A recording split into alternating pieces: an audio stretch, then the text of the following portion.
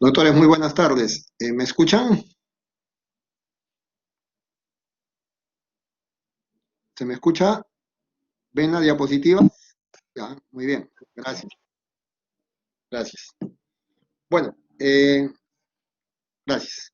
En la reunión de hoy vamos a tratar sobre lo que es reanimación cardiopulmonar, que es una de las situaciones que como médicos no pueden dejar de conocer y de aplicarla correctamente cuando se den las circunstancias, ¿no? Entonces es necesario que tengan, lógicamente, esta es una, digamos, una introducción general, ¿no? Teórica. En algún momento cuando ya se pueda integrar al sistema presencial será fundamental que realicen las prácticas correspondientes porque eh, este es un tema que definitivamente no se puede quedar solamente en la teoría, sino que también tienen que complementarlo con la práctica y toda una serie ya de recursos en la actualidad que nos permiten, digamos, ejercer una buena actividad de entrenamiento, ¿no? En esto que es tan importante y que como médicos no podemos lógicamente dejar de tener conocimiento y una buena aplicación. La primera parte vamos a tratar temas generales que de repente ustedes ya en algún momento los pueden haber visto en sus primeros ciclos, ¿no? Y en las últimas diapositivas sí vamos a tener un poquito más el manejo, digamos, las secuencias, porque esto, lógicamente, una de las formas más prácticas de poder, digamos, de poderlo hacer con éxito es por medio de algoritmos, ¿no? Que nos permiten tener un enfoque ya sistémico, ¿no? Ordenado de cómo debemos proceder, ¿no? Por eso es importante que cuando ustedes revisen la parte teórica del RCP, yo les recomiendo que siempre estén al tanto de los algoritmos. Es muy importante, ¿no? Porque el algoritmo nos permite, como les digo, tener un conocimiento ordenado, secuencial, de cómo debo actuar frente a las distintas causas que me pueden llevar a una parada cardíaca. Entonces, vamos a empezar un poco con algunos conceptos generales, ¿no? De reanimación cardiopulmonar, ¿no? Comenzaremos definiendo la parada cardiorrespiratoria como una interrupción brusca, ¿no? Inesperada y potencialmente reversible, porque para eso justamente aplicamos las maniobras de resucitación, de la circulación y la respiración espontánea, ¿no? Es brusca porque tiene una instalación, se presenta en forma aguda, ¿no? Inesperada porque no es a veces consecuencia de una enfermedad terminal y potencialmente reversible cuando lógicamente aplicamos con éxito nuestras técnicas de resucitación.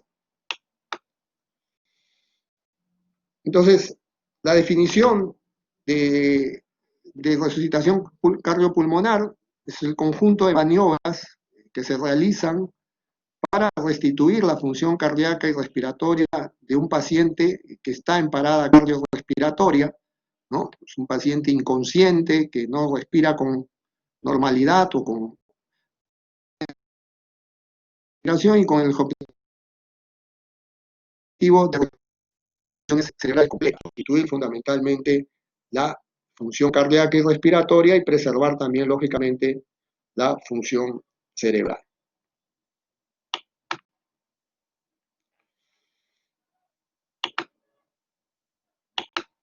Hay un soporte vital básico, ¿no? Y un soporte vital avanzado, ¿no? Soporte vital básico es lo que ustedes van a, digamos, se va a enfrentar el que tenga que, digamos, encontrar esta situación de parada cardiorrespiratoria, ¿no? Entonces, el soporte vital básico está incluido por las maniobras de resucitación básicas y la llamada de alerta al sistema de emergencia, ¿no? Al sistema de emergencia. Eso es fundamentalmente lo que comprende el soporte vital básico. Entonces, la reanimación En la reanimación cardiopulmonar, la atención inmediata es fundamental. Cuanto más precoz podamos intervenir, más tasa de éxitos tendremos, ¿no? Bastan nuestras manos y nuestra boca para poder resucitar a una persona, ¿no? O sea, en el momento inicial, en el soporte básico, no necesitamos de aparatajes o instrumentos, simple y sencillamente nuestras manos y nuestra boca para poder resucitar a una persona. Y todos podemos hacerlo, claro, siempre y cuando, digamos, esta persona cuente con conocimientos, haya estado entrenada. Nos referimos a que, digamos, los bomberos, por decirle, reciben cursos pues de RCP, ¿no? No son médicos. Entonces, esta es una, eh, esta es una técnica que debería estar más difundida. Desgraciadamente en nuestro país está muy limitada solamente al personal médico y algunas, digamos, instituciones, como les menciono, los bomberos, que tienen la obligatoriedad de tener este curso, ¿no? Pero realmente debería ser de más, digamos, difusión, ser tener gente, mucha más gente preparada, porque como les digo, estas situaciones que son bruscas e inesperadas ocurren y muchas veces la gente muere porque no hay quien lo auxilie, no hay quien, digamos, tenga esa capacidad o conocimiento de poder asistirlo, ¿no? Y como ustedes han visto, por lo menos en la RCP básica, de primera, la atención que, como decimos, es primordial, no se necesita de instrumental, ¿no? Simple y sencillamente tener conocimiento de las técnicas adecuadas, ¿no? Entonces, sería bueno que ustedes que van a iniciar, seguramente cuando sean médicos, van a salir algunos a provincias, ¿no? A hacer su serum, tengan de repente ese interés en fomentar que por lo menos en las poblaciones, tratar de que existan algunos líderes dentro de esas comunidades que tengan conocimiento y dominio de las técnicas de RCP. Sería muy importante, la verdad. Bueno, entonces cuando hablamos de la reanimación cardiopulmonar avanzada, ¿no? Entonces también, como hemos dicho, una de aparte del soporte básico, de la restitución de la parte de la función cardíaca y respiratoria, también lógicamente preservamos la función cerebral, ¿no? Cuando hablamos de la reanimación cardiopulmonar, no debemos dejar de mencionar la cadena de supervivencia, ¿no? La cadena de supervivencia comprende 4 pasos o 4 etapas que son fundamentales, ¿no? Lo primero es el reconocimiento precoz, que estamos ante una parada cardiorrespiratoria y la llamada de ayuda, ¿no? Que es fundamental. Luego tenemos que iniciar nuestras maniobras de reanimación cardiopulmonar básica, como siempre en forma precoz. Tratar de conseguir un desfibrilador, eso es lo más difícil en nuestro medio, son muy pocos los lugares, eh, digamos, que cuentan con un desfibrilador. Se pide que en sitios públicos, de gran concentración de gente, centros comerciales, en fin, debería existir un desfibrilador.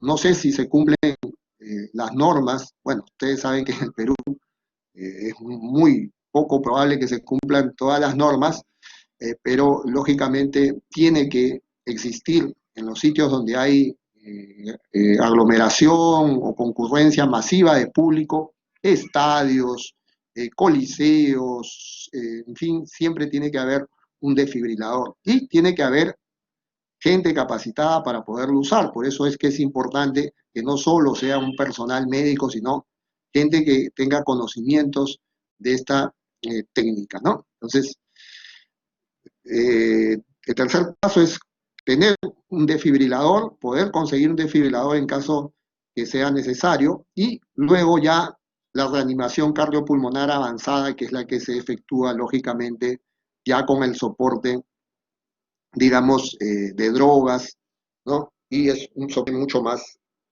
complejo.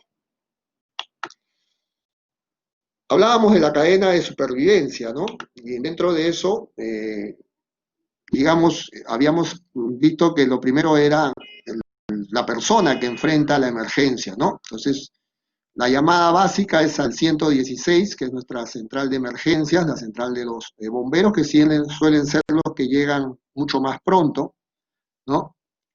Eh, una red puede ser, digamos, una reanimación cardiovascular básica por los testigos, ¿no? O sea, por los que están ahí cerca en el momento que se produce el hecho, ¿no? La presencia del desfibrilador, lo ideal sería tener el desfibrilador dentro de los 5 primeros minutos que se produce el evento, ¿no? Porque las tasas de supervivencia son altas cuando contamos con el equipo en el momento preciso, ¿no? Pero, como les hemos dicho, desgraciadamente la tasa de éxito va bajando conforme pasa más tiempo y es muy difícil a veces, o estamos esperando que llegue la ayuda, o simple y sencillamente no hay un desfibrilador cerca, entonces eso lógicamente disminuye las posibilidades de éxito de un paciente al que lo estamos, digamos, aplicando nuestro soporte vital básico, ¿no? Y luego el soporte vital avanzado con los cuidados de post-resucitación, que es lo que vamos a ver un poco más adelante. Entonces, esta cadena de supervivencia, ¿no? Aquí la tenemos en forma gráfica, está dada por el reconocimiento precoz de la urgencia médica y la llamada de auxilio. Eso es importante. Si ustedes se encuentran, digamos, en la escena, traten de comunicarse inmediatamente. Hoy, digamos, tenemos la disponibilidad de los teléfonos, ¿no? Móviles que nos permiten entablar un contacto inmediato, ¿no? Antes, cuando no existían estos dispositivos, la telefonía celular, uno, si se diera ese caso, ya es poco probable en esta época, pero les comento como para que tengan conocimiento qué pasaba antes, uno le indicaba a un testigo que está ahí, le decía, vaya y llame a la ambulancia, ¿no? Llame a la emergencia y vuelva, ¿no? Y vuelva. ¿Por qué le decíamos que vuelva? Porque el personaje a veces se iba, hacía como que iba a llamar y no llamaba a ningún sitio nunca, ¿no? Se iba. Entonces usted estaba ahí, que estaba con el soporte, pero no tenía la certeza de que se... Entonces le decía, vaya, llame y vuelva. Entonces cuando volvía ya él decía, ya he avisado algo. Entonces usted tenía, digamos, un poco la tranquilidad de que la ayuda estaba en camino. Eso era así cuando, como le digo, no había esto de los dispositivos móviles, ¿no? Entonces hoy sí tenemos, digamos, la posibilidad de que no necesitamos enviar a alguien a llamar, sino simple y sencillamente, oiga, señor, llame, ¿no? Entonces tenemos, digamos, una comunicación mucho más pronta, que es importantísimo en este tipo de circunstancias, ¿no? Entonces tenemos que iniciar nuestras maniobras en forma precoz, ¿no? Tratar de conseguir, que es lo más difícil, seamos honestos, ¿no? Un aparato de DEA, salvo que nos encontremos pues en un sitio que en algunos sitios, por decirle, hoy les hablo un poco del deporte, porque estoy ligado a ese tema, ¿no? En el fútbol profesional, pues eh, se exige que en la ambulancia exista un equipo de defibrilación, ¿no? Pero eso, como siempre nos pasa en el Perú, se dio cuando murió un jugador de 18 años en un partido que se jugaba en el Cusco, un jugador del Sporting Cristal, un jugador de los juveniles del Sporting Cristal, en el Cusco hizo una parada cardiorrespiratoria, había la ambulancia, pero no había velador, ¿no? Entonces, a raíz de esa muerte recién, como suele pasar, por eso le digo en nuestro país, las cosas tienen que pasar para recién, entonces se obligó a que no puede haber un partido de fútbol si dentro de la ambulancia no hay un desfibrilador y no hay personal médico o el personal de caso entrenado para su utilización, ¿no? Entonces, como les digo, hay que ponerse en todas las situaciones, ¿no? Luego, lógicamente, vendrá el soporte vital avanzado y cuidados post reanimación cardiopulmonar. Ya hemos explicado un poquito lo que es, pero siempre vamos incidiendo para que el concepto quede, ¿no? Soporte básico busca fundamentalmente restituir la función circulatoria y respiratoria, ¿no? En la parte ya, en el soporte vital avanzado, lo que buscamos ya es restaurar la circulación espontánea sin necesidad, pues, de apelar a las compresiones, ¿no? Y la estabilización del sistema cardiovascular y luego ya el soporte vital prolongado, la recuperación de las funciones, ¿no? En la reanimación cardiopulmonar hay una secuencia que en momentos siempre ustedes deben haber escuchado, que es el ABCD, ¿no? A de la vía aérea, airway, respiración, breathing, circulación y desfibrilación, ¿no? Sin embargo, esa secuencia hoy ha sufrido, la recomendación es priorizar la compresión, ¿no? O sea, la C, la circulación, ¿no? Entonces, hoy no es, digamos, un ABC, sino es un CB, es un CAB, ¿no? Entonces, se recomienda, ¿no? Ahí al final les voy a alcanzar dónde pueden conseguir las recomendaciones de la AJA del 2019, ¿no? Hay una serie de circunstancias, bueno, desde el 2015 salieron ya algunos documentos donde se hacía mención de priorizar la parte de las compresiones para priorizar el restablecimiento de la circulación. Bueno, ahí vamos, algunos gráficos, ¿no? La vía aérea, la maniobra, ¿no? Para, digamos, aperturar esta vía aérea, ¿no? Una pequeña tracción del mentón, ¿no? La respiración,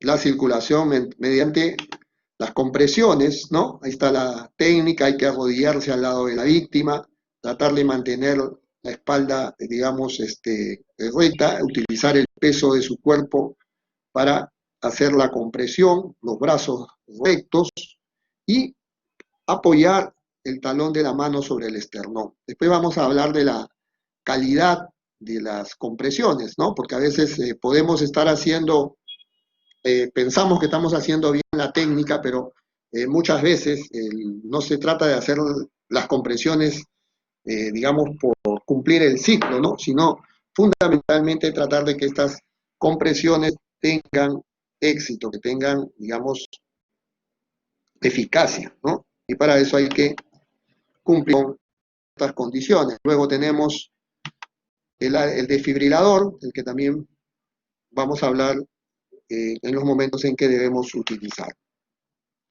Es importante, cuando ustedes afronten este tipo, primero garantizar su propia seguridad, porque este tipo de situaciones generalmente que vamos a enfrentar son extrahospitalarias, ¿no? Es decir, vamos a estar de repente en la vía pública, nos puede pasar eso, entonces ustedes tienen que asegurar, digamos, la zona, ¿no? Eso ocurre pues en medio de digamos, puede estar sobre la pista, traten de que al colocarse al costado de la víctima no queden ustedes expuestos a que venga pues un vehículo y se los lleve de encuentro, ¿no? Entonces, siempre hay que tratar de, primero, velar por la seguridad de ustedes, porque la víctima los va a necesitar y también, lógicamente, ustedes tienen que buscar un entorno seguro, ¿no? Un entorno seguro donde puedan realizar la maniobra, ¿no? Como les digo, esto les va a pasar en situaciones extrahospitalarias, fundamentalmente estamos hablando de esas circunstancias, ¿no? Valoramos el nivel de conciencia, ¿no? Hacemos una pregunta para ver si obtenemos alguna respuesta para valorar en qué estado de conciencia está el paciente. Bueno, si está despierto, habla con nosotros, estaremos en un estado de alerta, una somnolencia, si responde a estímulos verbales, nos habla con, digamos, cierta dificultad, pero lógicamente cuando ya no tenemos, estamos ante un paciente que lógicamente está mucho más complicado, ¿no? Si la víctima nos responde, lo tratamos de ubicar en una posición segura, ¿no? Y tratamos de buscar la causa, digamos que pudo haber originado este problema, lógicamente, ¿no?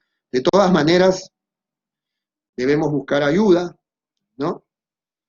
Investigar si es que hay algún cuerpo extraño que ocupe la vía aérea, buscar zonas de hemorragia, ¿no?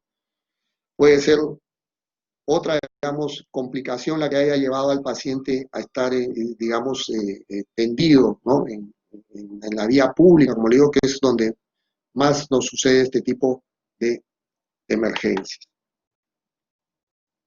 Pero si la situación es, si es una víctima que no responde, debemos pedir ayuda, ¿no? Y ahí entra, digamos, eh, ya activación de la cadena de supervivencia, ¿no? Hacemos la maniobra frente-mentón, ¿no? Tratamos de justamente apretar esta vía, ¿no? Con esta maniobra, teniendo las precauciones del caso, y ahí hacemos lo que ustedes siempre, en sus cursos de primeros auxilios, siempre también lo deben haber visto, ¿no? A la vez que vamos escuchando la respiración, vamos observando, ¿no? El, si la víctima respira normalmente, ¿no? Fundamentalmente, ¿no? Entonces, ver, oír y sentir, ¿no? Que es una evaluación sumamente rápida, ¿no? Sumamente rápida para constatar el estado de nuestro paciente. Si el paciente no responde, pero vemos que sí respira, o sea, sí respira, ¿no? Podemos ver el movimiento respiratorio en el tórax, podemos escucharlo.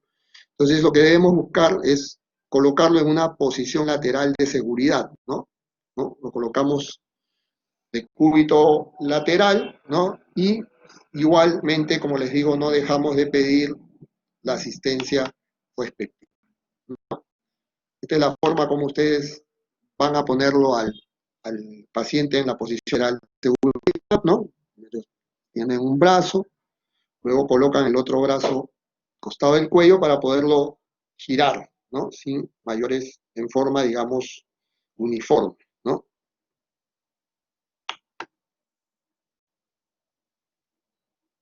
Ahí está completando la maniobra, flexionar la pierna, ¿no? Miren cómo los tiene y de esa manera lo giran y el paciente va a quedar en una posición lateral, que es la posición, digamos, de seguridad, ¿no? Y como les vuelvo a insistir, siempre con el pedido de auxilio correspondiente. Bueno, en la otra circunstancia ya hemos dicho que debemos llamar a la central de urgencias, mientras si nosotros hacemos la llamada, bueno, para nuestra mala suerte no hay nadie cerca, o como suele pasar también, ¿no? La gente ve alguien que cae y todos se van para la acera del frente, miran del frente, ¿no? Entonces, para supuestamente no meterme en problemas, pero sí voy a curiosear, ¿no? Entonces, eh, hay que ponerse en todas las circunstancias, no siempre van a tener gente que los quiera ayudar. Entonces, si ustedes solos están ya prácticamente en esa escena, llamen a la central desde su móvil, ¿no? Se identifican y, solicitan la ayuda y explican el caso, ¿no? Si está acompañado, si hay alguien que se digna a ayudarlos, ustedes inician las compresiones torácicas, por eso les decía, ¿no? Que este ABCD se ha convertido en CAB, y mientras el otro testigo llama a la urgencia médica, ¿no? Si está solo y encima no tiene la posibilidad de una comunicación porque por A o B está sin dispositivo celular o algo, tendrá que usted mismo priorizar ir a buscar la ayuda y dejar por algún momento a la víctima, si es que ya fuera la situación, digamos, más extrema. Hay que iniciar, como le decíamos, las compresiones torácicas, ¿no? Ya hemos visto que hay que arrodillarse al lado de la víctima, apoyar el talón de la mano en el esternón, ¿no? Con el otro talón de la mano encima, entrelazar los dedos y comenzar con nuestras secuencia de compresiones de la que vamos a hablar un poco más adelante, ¿no?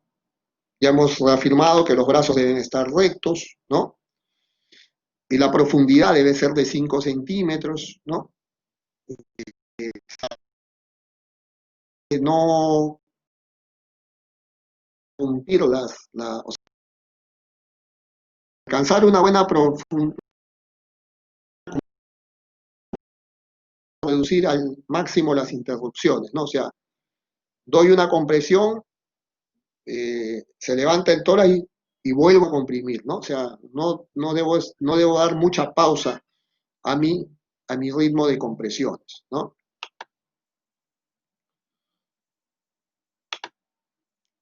Ya hemos visto la parte aérea, ¿no?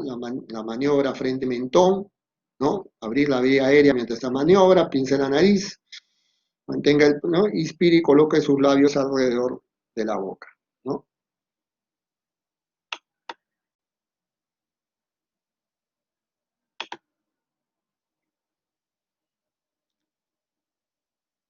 Vamos insuflando, pero también vamos viendo si nuestra respiración de rescate es efectiva, ¿no? Y vamos manteniendo la maniobra frente-mentón y vamos observando si el pecho desciende conforme el aire sale, ¿no? Que nos puede dar, lógicamente, la pauta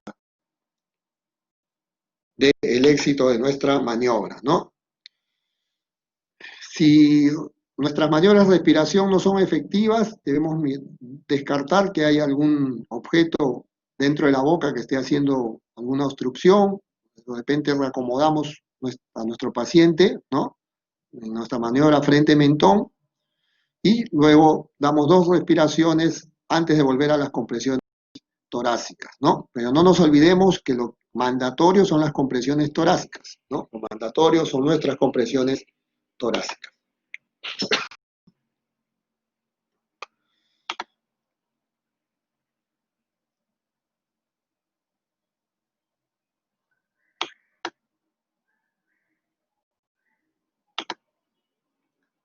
Los ciclos son 32, 30 comprensiones contra 2 ventilaciones, ya lo que está establecido, ¿no? Se variaron, habían otras secuencias antes de 15, pero hoy, como les digo, se ha dado una prioridad de a la parte circulatoria y les vuelvo a insistir de que se prioriza mucho el tema de las compresiones, ¿no? Entonces, 30 compresiones por 2 ventilaciones. ¿Hasta cuándo continuar mi maniobra? Hasta que llegue la ayuda que he solicitado, ¿no? Porque ya ellos vienen, pues, lógicamente con un soporte mayor, hasta que la víctima comience, digamos, a despertar. O bueno, si lo ideal, como les digo, sería que tengamos a alguien que nos pueda reemplazar, ¿no? Pero muchas veces lo más probable es que ustedes estén solos. Lo más probable es que ustedes estén. Estamos hablando de una circunstancia extrahospitalaria, ¿no? En el intrahospitalaria, lógicamente, ahí ustedes van a estar con otros colegas, con el personal de enfermería, entonces ahí la cosa es mucho más llevadera porque uno se va alternando, ¿no? Van cambiando, y entonces, digamos, tenemos esa posibilidad de no agotarnos, porque esto realmente es agotador, ¿no? Es realmente agotador, ¿no? Entonces, eh, estamos hablando un poco del tema de lo que nos pase en el ámbito, extrahospitalario, ¿no? Tratemos de que si alguien nos va a apoyar en las compresiones torácicas, el tiempo del recambio en que yo salgo y entra la otra persona sea el mínimo, porque ya sabemos que nuestra tasa de éxito está directamente relacionada a hacer una buena compresión.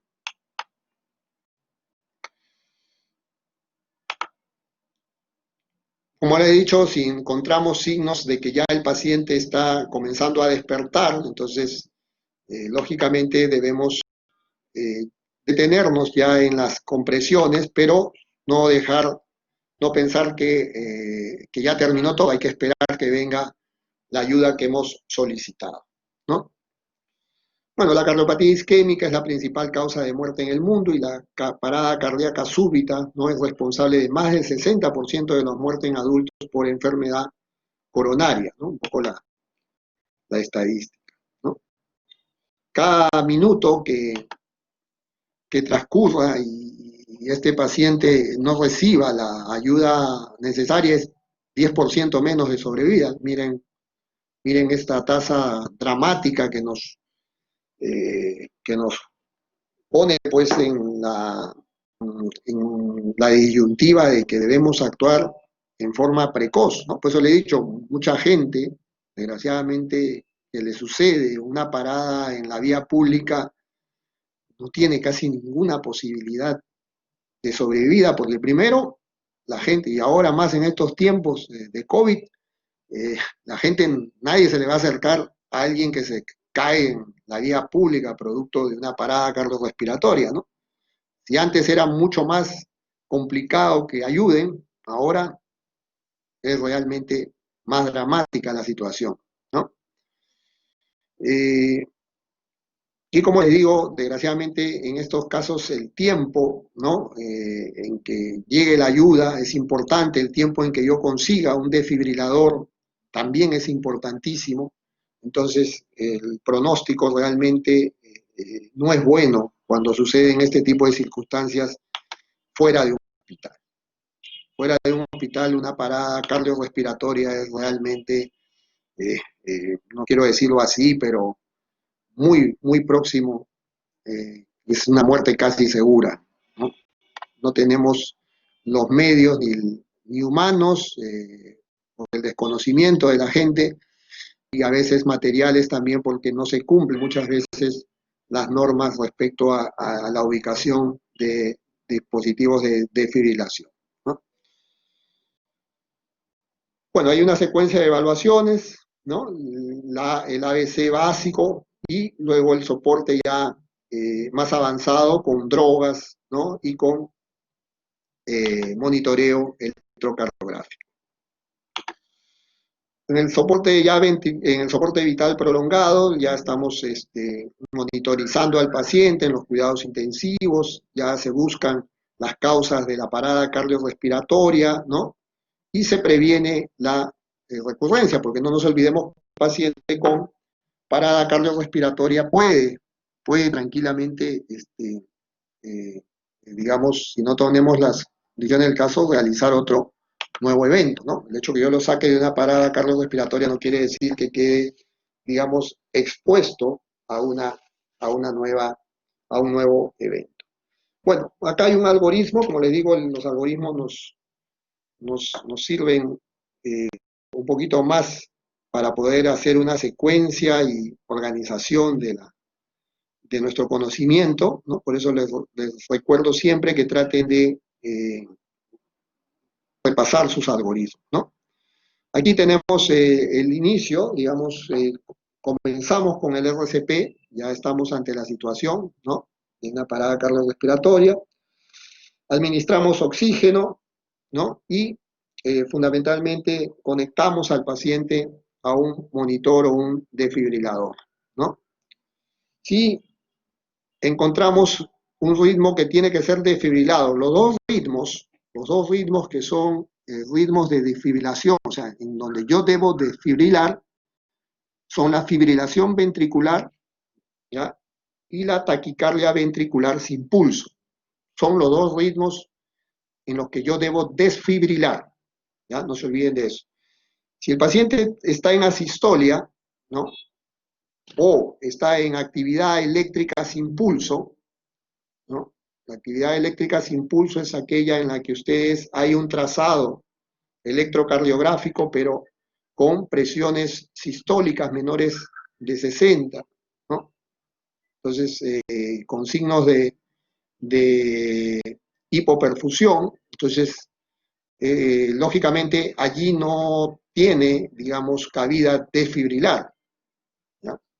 Entonces, los ritmos desfibrilables en los que yo debo aplicar mi desfibrilador son, recuerden, fibrilación ventricular y taquicardia ventricular sin pulso, ¿ya? Son los dos ritmos en donde yo debo desfibrilar.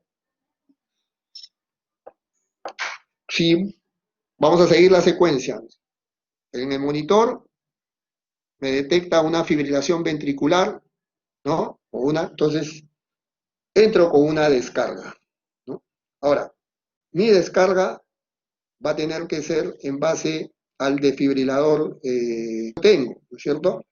Hoy los desfibriladores más antiguos tenían lo que llamaban, eran monofásicos, ¿no? Entonces, las corrientes ahí para desfibrilar son de 360 joules, ¿no? Y los actuales, que son los monofásicos, generalmente con 200 joules. Entonces, ustedes tienen que conocer cuando lleguen a un lugar y encuentren un desfibrilador, cuál es el tipo de desfibrilador y cuál es, si es un monofásico o un bifásico, ¿no?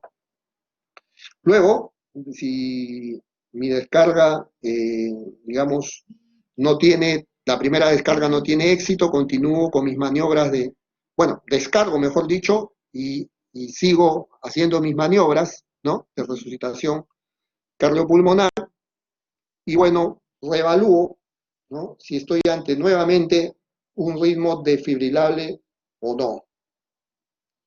Sí, vamos a pasar a la siguiente para que no perdamos la secuencia. ¿Viste? Si ya el ritmo que aparece es un ritmo no desfibrilable, que puede ser digamos, eh, ya no requiero desfibrilar nuevamente al paciente, lógicamente ya voy hacia la asistencia postparada cardíaca, ¿ya? Ya voy hacia la asistencia postparada cardíaca. Si todavía el paciente tiene un ritmo desfibrilable, voy a una segunda descarga, ¿no? Y luego sigo con mis maniobras de RCP, pero ya entro también con una estrategia farmacológica, y en este caso lo más indicado es ponerle epinefrina, ¿no? Epinefrina cada 3 a 5 minutos, ¿no? También ya comenzamos a considerar la capnografía, ¿no? Que mediante las ondas que obtenemos en este dispositivo nos permite evaluar si estamos, cómo vamos con el paciente, ¿no? El capnógrafo mide las presiones de CO2, pero sobre todo tiene una lectura de onda, ¿no? Una lectura de onda que nos permite mejorar la calidad de nuestros procedimientos, ¿no? Si aún así no obtenemos respuesta, vamos a una tercera secuencia de descarga, ¿no? Y luego ya buscamos aplicar amiodarona, ¿no? Amiodarona, una embolada de 300 miligramos, ¿no? Que nos permita, digamos, buscar éxito en nuestra acción, ¿no? Esa es entonces un poco la secuencia que tenemos que tener cuando estamos enfrentando una fibrilación ventricular o una taquicardia ventricular sin pulso. Ahora nos vamos a otro brazo del algoritmo, ¿no? ¿Qué pasa si tenemos asistolia o, digamos, actividad eléctrica sin pulso? ¿Ya? Estos son ritmos que no son desfibrilables, o sea, que en el cual no necesitamos utilizar el desfibrilador, ¿ya? O sea, fundamentalmente el manejo en asistolia y en actividad eléctrica sin pulso es mi reanimación cardiopulmonar, ¿no? Mi epinefrina, que es fundamental, ¿no? También puedo ir valiéndome del capnógrafo y se me pueden presentar dos situaciones. De repente el paciente entra en un ritmo desfibrilable, puede ser que aparezca una fibrilación ventricular o una taquicardia ventricular, y entonces tendría lógicamente que ir hacia los pasos 7 y 8, ¿no? Como hemos visto, ¿no? Es decir, puede ser una descarga, ¿no? Entonces entramos con el desfibrilador. Si no sucede eso, continuamos con nuestras maniobras de resucitación y tratamos las causas reversibles. No sé si acá pueden llegar a apreciar, ¿no? Las causas reversibles, que son conocidas como las 6 H's y 5 y las 5 T's, ¿no? Bueno, ahí eh, ojalá que no sé si la pueden ver en la diapositiva.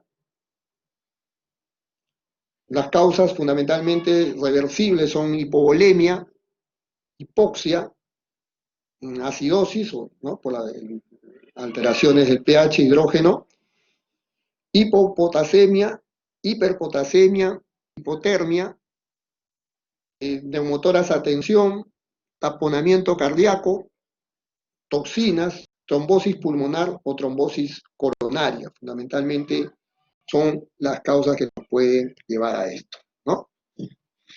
Después, recordarles que cuando hablábamos de compresiones torácicas hablábamos justamente de tener una calidad en nuestras maniobras de resucitación cardiopulmonar, ¿no? Entonces, aquí tenemos que las compresiones deben ser al menos con una profundidad de 5 centímetros, ¿no? Debemos permitir digamos, la reexpansión torácica completa, reiniciar otra compresión. Debemos tratar de minimizar las interrupciones entre las compresiones, ¿no? Evitar la ventilación excesiva. Si hay la posibilidad de, bueno, relevar en las maniobras de compresiones, ¿no? Cada 2 minutos, o antes si hay fatiga, ¿no? Si no hay una vía aérea avanzada, digamos, no hay tubos que podamos colocar algún dispositivo como AMBU, debemos realizar el ciclo de compresiones 30 a 2, 30 compresiones por 2 respiraciones, ¿no? Si tenemos el capnógrafo, acá hablan un poco de las descargas de la energía necesaria para la descarga de la desfibrilación, como hemos dicho, si se trata de una descarga bifásica, la recomendación es iniciar con 200 joules, ¿no? Y en las monofásicas son de 360 joules. Recordemos los fármacos, ¿no? Los fármacos que debemos usar, y son los más indicados dentro de estos algoritmos. Vamos a encontrar la epinefrina, ¿no? Y la amiodarona. Una alternativa a la amiodarona es la lidocaína, ¿no? Son un poco que se ha simplificado, porque ustedes cuando revisaban guías anteriores, aparecía pues aparecía la vasopresina, aparecían la atropina, aparecían, ¿no? Pero hoy se ha hecho una revisión que ahí les voy a dejar un alcance más adelante, fundamentalmente valorando a la epinefrina, a la amiodarona y como una alternativa a la amiodarona, a la lidocaína, como los agentes, digamos, ideales en el tratamiento farmacológico, ¿no? Después hay un complemento sobre lo que es el tema de la vía aérea, ¿no? La vía aérea avanzada nos habla de las intubaciones endotraqueales, ¿no? La capnografía y luego la reanudación de la circulación espontánea, ¿no? Y lo que hemos tocado son las causas que están asociadas a la actividad eléctrica sin pulso.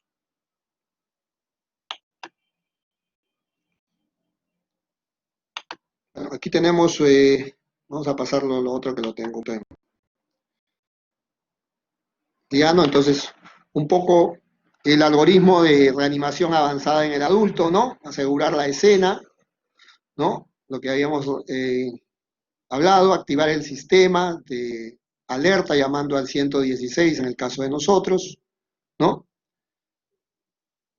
Si hay ausencia del pulso, comenzar con las secuencias, como hemos dicho, ahora estamos prevaleciendo la circulación, ¿no? Cambió un poco el ABC por el CAB, ¿no? Y, lógicamente, buscar los accesos intravenosos necesarios, porque son los que vamos a utilizar, lógicamente, en la administración de los fármacos que ya he mencionado, que son epinefrina, amiodarona o lidocaína, fundamentalmente, ¿no? Hay que monitorizar la calidad de la RCP, ya hemos dicho, en la profundidad, en la fuerza con la que aplicamos la compresión, ¿no? Evitar las interrupciones entre los ciclos de compresiones, ¿no? Si estamos en el medio intrahospitalario, turnarnos, lógicamente, ¿no? Para evitar, para que la persona que entre, que está más descansada que nosotros, haga una buena compresión, ¿no? Y lógicamente, eh, una repetición de los medicamentos, ¿no? Acá ustedes van a encontrar el sulfato de magnesio, que se aplica en las torcidas de punta, ¿no? En la torcida de punta, un tipo de taquicardia ventricular que ya la deben haber visto en su clase teórica, pero digamos, generalmente esto ya es para corregir algún trastorno, digamos, como hemos visto, que pueda desencadenar esto, pero en la situación de emergencia, la epinefrina y la amiodarona, ¿no? Fundamentalmente eso. En, entonces, un poco este es el continuo, ¿no? El continuo que tenemos que tener en la reanimación cardiopulmonar, ¿no? Como les digo, evaluar los ritmos que son defibrilables, ¿no? Fibrilación ventricular, taquicardia ventricular sin pulso, ¿no? Si es actividad eléctrica sin pulso y asistolia, es una RCP continua y nos ayudamos únicamente con la epinefrina, ¿no? Ese es el fármaco que debemos usar, ¿no? Y seguir con otras maniobras de compresión y lógicamente ir hacia las causas reversibles que nos hayan podido llevar a ese cuadro. Es un gráfico para que reconozcan un poquito, ¿no? Aquí tenemos el trazado de una fibrilación ventricular, de una taquicardia ventricular, de una sistolia y de una actividad eléctrica sin pulso, ¿no? Aquí en todas ellas se usan las compresiones, ¿no? Aquí está el uso de la adrenalina, en cual de ellas hemos visto que en todas es de utilidad. La miodarona es fundamentalmente en la fibrilación ventricular y en la taquicardia ventricular sin pulso, ¿no? Donde desfibrilamos en la fibrilación ventricular y en la taquicardia ventricular sin pulso, ¿no? Entonces, fundamentalmente, eh, esos son el gráfico que quería mostrarle, ¿no? Y aquí el manejo de las causas, digamos, reversibles, ¿no? Que fundamentalmente debemos tenerlas en cuenta en los casos de asistolia y de actividad eléctrica en pulso. Porque si bien es cierto, hay causas, digamos, atribuibles a una fibrilación ventricular o una taquicardia ventricular sin pulso, nuestras prioridades están en la desfibrilación, ¿no? Ya después buscaremos, digamos, la causa, ¿no? Pero, digamos, el manejo de inmediato está basado en la desfibrilación en estas dos circunstancias, ¿no? Fibrilación y taquicardia ventricular sin pulso, ¿no? Recuerden que estas cuatro entidades son las que nos llevan a la parada cardíaca, ¿ya? Estas son las cuatro entidades que nos llevan a la parada cardíaca. Fibrilación ventricular, taquicardia ventricular sin pulso, asistolia y actividad eléctrica sin pulso. Son las actividades que nos llevan a hacer una parada cardíaca. Esto era un poco lo que les venía comentando, ¿no? Sería bueno que hagan una revisión de algunas actualizaciones detalladas que hizo el Colegio Americano de Cardiología en el año pasado, ¿no? Respecto a la revisión de las guías. Entonces, hay una serie de test. Yo no sé si pueden, desgraciadamente, no sé si alguien me puede decir, ¿se visualizan claramente o está muy pequeño la imagen? Por favor, si alguien me puede decir si lo pueden visualizar. Un poquito más grande, doctor, si se pudiese. Es el tema, vamos a tratarle. Sí, los veo. Sí, me imaginaba que era hasta. Traté de agrandar lo más que pude, pero bueno. Fundamentalmente, les hago un adelanto, se trataron algunos temas relacionados al soporte vital básico, ¿no? el uso inclusive de una comunicación guiada, es decir, yo llamo a la central de emergencias y por medio de la central de emergencias me van asesorando, digamos, me van dando indicaciones cómo puedo ir realizando las maniobras, ¿no? O cómo va mi secuencia mientras llega la ayuda, ¿no? Es una de las cosas en las que se trata de aumentar, digamos, la eficacia de la reanimación, ¿no? Luego, fundamentalmente en la parte farmacológica, lo que les venía comentando, ¿no? Ustedes cuando por ahí de repente se encuentran una guía antes del 2015 o del 2010, van a encontrar que hay la vasopresina, ¿no? Entonces, en este reporte, en estas actualizaciones, se habla justamente de que la vasopresina no demostró superioridad eh, sobre la adrenalina, y la adrenalina es, digamos, desde el punto de vista farmacológico, mucho más conocido sus efectos beneficiosos, ¿ya? Eh, es, inclusive se comparó también el uso concomitante de ambas, ¿no? Vasopresina y adrenalina, y tampoco se demostró superioridad sobre la adrenalina o la epinefrina sola, ¿no? Entonces, es un poco este tema que es interesante, como les digo, que lo revisen, lo pueden encontrar, ¿no? El momento específico también del uso de la adrenalina, ¿no? También después de las descargas, como hemos visto en los algoritmos, ¿no? Después del segundo choque, del tercer choque, es un documento que yo les recomiendo que digamos, lo revisen, ¿no? La adrenalina para paros cardíacos con ritmo no desfibrilable, o la actividad eléctrica sin pulso, digamos, en las asistolias, ¿no? Como hemos dicho, de gran adrenalina en estas circunstancias. Entonces, un poco como les digo, hemos querido en esta reunión darle los primeros alcances teóricos. La reanimación cardiopulmonar es un tema extenso también, en el sentido más que todo en el manejo práctico, ¿no? Porque esto, como les digo, es la parte teórica en la que ustedes deben tener, digamos, como objetivo tener la secuencia, tener el algoritmo, ¿no? Estoy ante una parada cardíaca. ¿Cuáles son las cuatro entidades que me llevan a una parada cardíaca? Fibrilación ventricular, taquicardia ventricular sin pulso, asistolia y actividad eléctrica sin pulso. Son las cuatro, lógicamente, que me llevan a esta parada cardíaca, ¿no? Lógicamente, ya cuando yo tengo en las cuatro, ustedes tienen que empezar sus maniobras de reanimación cardiopulmonar. Eso es básico hasta que llegue la ayuda.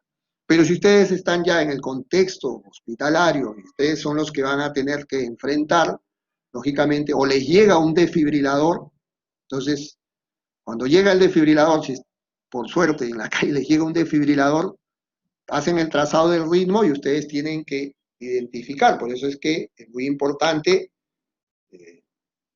que ustedes tengan en la mente estos cuatro principales ritmos, ¿no?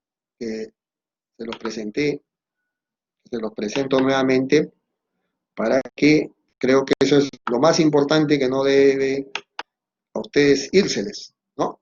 Estos son los cuatro primeros ritmos y ustedes en base a eso van a definir si desfibrilan o no, ¿ya? Los dos únicos ritmos en los que yo voy a desfibrilar es en que es una fibrilación ventricular, y en una taquicardia ventricular sin pulso. Aquí, en la sistolia y en la actividad eléctrica sin pulso, no necesito desfibrilar.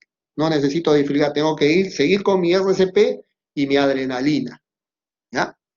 En los otros, tengo que desfibrilar, tengo que continuar con mis maniobras de resucitación, lógicamente, ¿no? Entonces, un poco el mensaje va por eso, ¿no?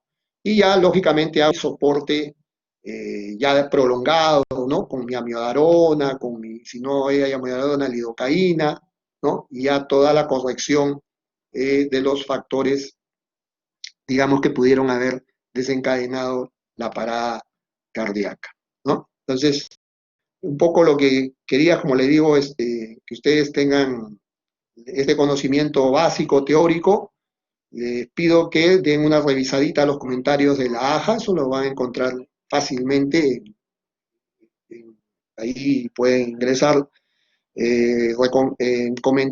recomendaciones, perdón, sobre guías de RCP AJA 2019, ¿no? Así lo ubican, y ahí hay un documento de unas 4 o 5 páginas, donde inclusive abarca pues todo lo que es el soporte vital básico, el soporte vital avanzado, el manejo en situaciones también especiales, como en el caso de pediatría, que es un capítulo aparte. Cuando ustedes lleven pediatría van a ver el RCP en ese tipo de poblaciones, ¿no? Entonces, eh, digamos, es un documento que les recomiendo que lo puedan revisar con calma para complementar esta primera parte que es muy básica del aspecto teórico, ¿no?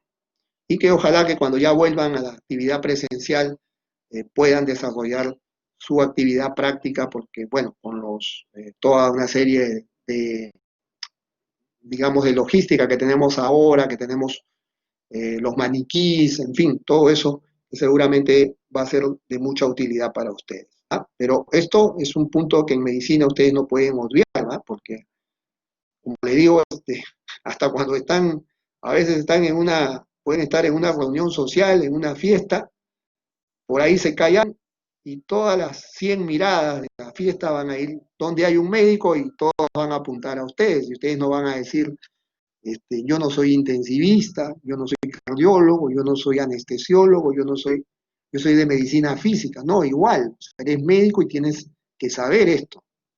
¿Ya? Entonces, esta es una de las cosas que ustedes no pueden dejar de tener conocimiento.